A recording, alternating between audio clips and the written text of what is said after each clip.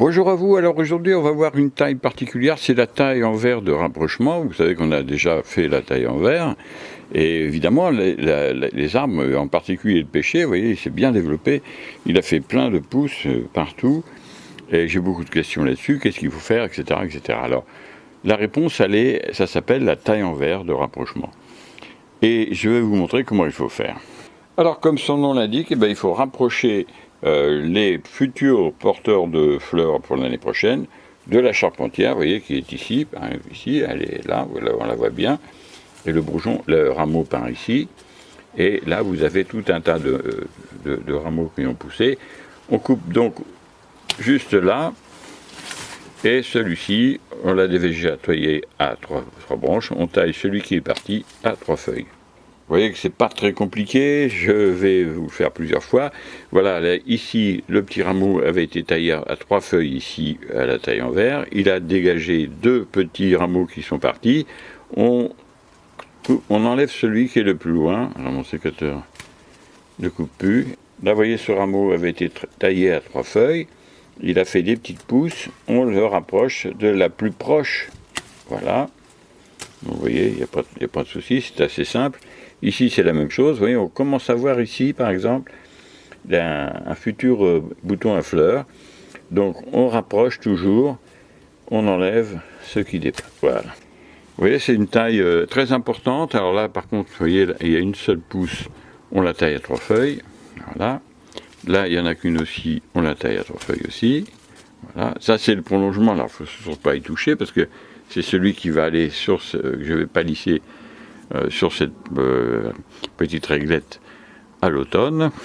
Alors là, la même chose, vous voyez ce petit rameau. Alors on voit déjà ça, c'est un futur bouquet de mai. Je ne sais pas si, ouais, là, on va le voir. On le voit bien ici, vous voyez.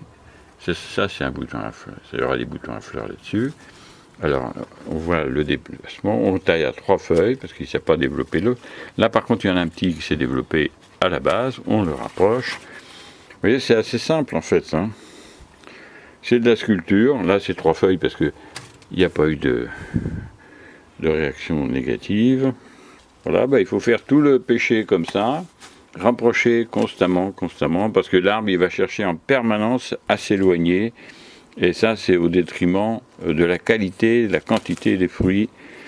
Alors, je vous rappelle que ce pêcher, cette année, il m'a donné 156 pêches. Et les prolongements qui sont en train de se mettre en place vont améliorer encore ce score l'année prochaine, s'il n'y a pas des problèmes évidemment avec le gel, etc. Et on aura plus de 200 pêches l'année prochaine. Hein. Alors je vous donne encore quelques exemples. Vous voyez ici, par exemple, là, vous voyez, il y a 4 bourgeons qui sont partis, on le rapproche au plus près. Voilà. Et le bourgeon qui reste, on le coupe à 3 feuilles. Voilà. Vous voyez, c'est vite fait, il faut simplement bien mémoriser ce qu'il y a à faire. Une fois qu'on a pigé, là c'est pareil, on rapproche ici et on coupe à 3 feuilles. Voilà. Et l'année prochaine, il y aura plein de fleurs. C'est l'objectif. L'arbre est taillé complètement maintenant. Alors, vous voyez, c'est très rapide, j'ai mis même pas 5 minutes, 5 entre 5 et 10 minutes. Donc c'est vraiment très facile à faire. Alors on peut être un peu perdu au départ, c'est normal. Alors ça, mettez à part déjà, avant de tailler, tous les prolongements, parce que sinon vous allez les couper. Ça c'est le truc, ça m'est arrivé assez souvent. Donc c'est pour ça que je les sépare. À la limite, mettez un petit cordon rouge, un truc attaché, parce que dans la lancée, vous pouvez très bien arriver à le tailler comme étant un gourmand, et ça serait quand même dommage, parce que là vous perdez quand même une année de prolongement.